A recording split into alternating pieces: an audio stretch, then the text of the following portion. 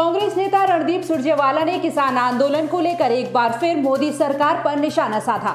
उन्होंने कहा कि नए कृषि कानूनों के खिलाफ किसानों का प्रदर्शन उनकी आजीविका की लड़ाई है। उन्होंने कहा कि ये लड़ाई सिर्फ 62 करोड़ ग्रामीण जनता की लड़ाई नहीं, बल्कि ये संघर्ष उन 120 करोड़ लोगों का है जो किसानों के खेत खलियान पर अपनी जिंदगी पालते हैं। उन्होंने कहा कि इस आंदोलन को राजनीतिक कहना अन्नदाता का अपमान है। सुरजेवाला ने कहा कि अगर सरकार 14 संशोधन करने को तैयार है तो इस कानून को ही खत्म क्यों नहीं करती। उन्होंने कहा कि मोदी सरकार को किसानों को टरकाना और उनसे टकराना बंद करना चाहिए। रणदीप सुरजेवाला ने कहा कि कोविड काल में सरकार रात के अंधेरे में इस काले कानून को लेकर क्यों आई। क्या किसी किसान संगठन ने इसकी मांग की थी? क्या किसी राजनीतिक दल ने इसकी मांग की थी? इसका बीजेपी के पास कोई जवाब नहीं है। कांग्रेस नेता ने कहा कि देश का एक भी किसान संगठन बताए जो इस कृषि कानून के पक्ष में हो।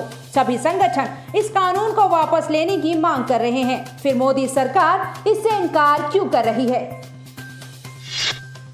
उत्तर प्रदेश के मुख्यमंत्री योगी आदित्यनाथ ने राज्य के 12 जिलों में राजस्व विभाग के अंतर्गत निर्मित आवासीय और अनावासीय भवनों का लोकार्पण किया।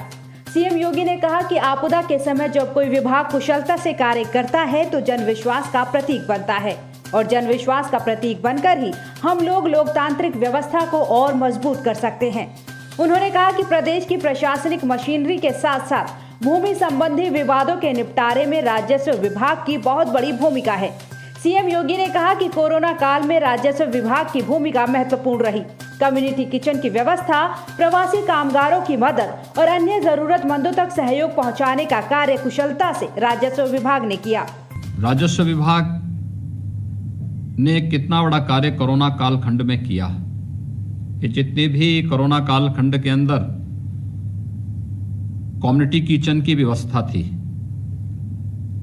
प्रवासी कामगारों तक राहत पहुंचाने का कार्यक्रम था, उन तक आर्थिक मदद देने का कार्यक्रम था, या फिर अन्य जरूरतमंदों तक आवश्यक वस्तुओं की आपूर्ति और अन्य सहयोग के कार्यक्रम में राजस्व विभाग ने बहुत अच्छी भूमिका का निर्वहन किया।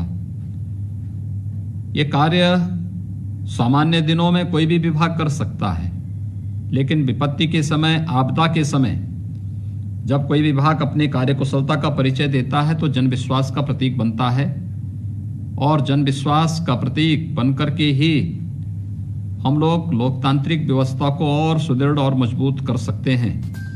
आपदा के समय जब कोई विभाग कुशलता से कार्य करता है तो जनविश्वास का प्रतीक बनता है और जनविश्वास का प्रतीक बनकर ही हम लोग लोकतांत्रिक व्यवस्था को और मजबूत कर सकते हैं। केंद्र सरकार ने सुप्रीम कोर्ट में स्पष्ट रूप से कहा है कि वो देशवासियों को परिवार नियोजन के लिए मजबूर करने और बच्चों की संख्या निश्चित करने के लिए किसी तरह की जोर जबरदस्ती के खिलाफ है। ऐसा करने से जनसांख्यिकीय विकृतियां पैदा होंगी। इस मामले में दाखिल याचिका के जवाब में दाखिल हलफनामे में केंद्रीय स्वास्थ्य मंत्रालय ने कहा कि देश में परिवार कल्याण कार्यक्रम स्वेच्छा से किया जाता है, जिसके तहत शादीशुदा जोड़े को अपने परिवार नियोजन की आजादी होती है और वो किस तरह से अपने परिवार को बढ़ाना चाहता है, इसके लिए कोई भी प्रणाली अपना सकते हैं। परिवार कल्याण कार्यक्रम के तहत शादीशुदा जोड़ा अपनी चॉइस और बिना किसी मजबूरी के अपने मुताबिक परिवार नियोजन कर सकता है। मंत्रालय ने कहा कि सार्वजनिक स्वास्थ्य राज्य का विषय है और राज्य सरकारों को स्वास्थ्य क्षेत्र के सुधारों की प्रक्रिया का नेतृत्व करना चाहिए ताकि आम लोगों को स्वास्थ्य खतरों से बचाया जा सके। चीन के साथ इस साल मई की शुरुआत से ही सीमा पर तनाव का सिलसिला जारी है। ड्रैगन के अड़ियल रवैये के चलते एशिया के दो सबसे बड़े मुल्कों के बीच रिश्ते तनावपूर्ण हो गए हैं। भारत ने एक बार फिर दोहराया है कि वास्तविक नियंत्रण रेखा पर बनी स्थिति का जिम्मेदार चीन है। दरअसल चीन ने हाल ही में कहा था कि वो सीमा पर शांति स्थापित करने के लिए दोनों देशों के मध्य हुए द्विपक्षीय समझौतों और प्रोटोकॉल का कड़ाई से पालन करता है। विदेश मंत्रालय के प्रवक्ता अनुराग श्रीवास्तव ने कहा कि पिछले 6 महीनों में हमने पूर्वी लद्दाख में LAC पर जो कुछ भी देखा वो चीनी पक्ष द्वारा एक तरफा प्रयास कर इसकी यथास्थिति बदलने का परिणाम था। उन्होंने कहा ये कार्रवाई भारत चीन सीमा क्षेत्रों में LAC पर शांति और एकता बनाए रखने के लिए किए गए द्विपक्षीय समझौतों और प्रोटोकॉल का उल्लंघन था।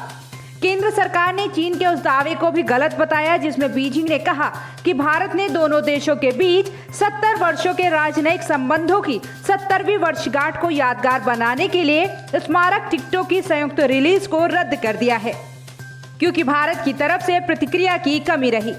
विदेश मंत्रालय के प्रवक्ता ने कहा, इस पर भी ध्यान देना चाहिए कि 70वीं वर्षगांठ समारोह का शुभारंभ अभी तक नहीं हुआ है, इसीलिए इस मामले में संयुक्त गतिविधियों के साथ आगे बढ़ने का सवाल ही नहीं उठता है।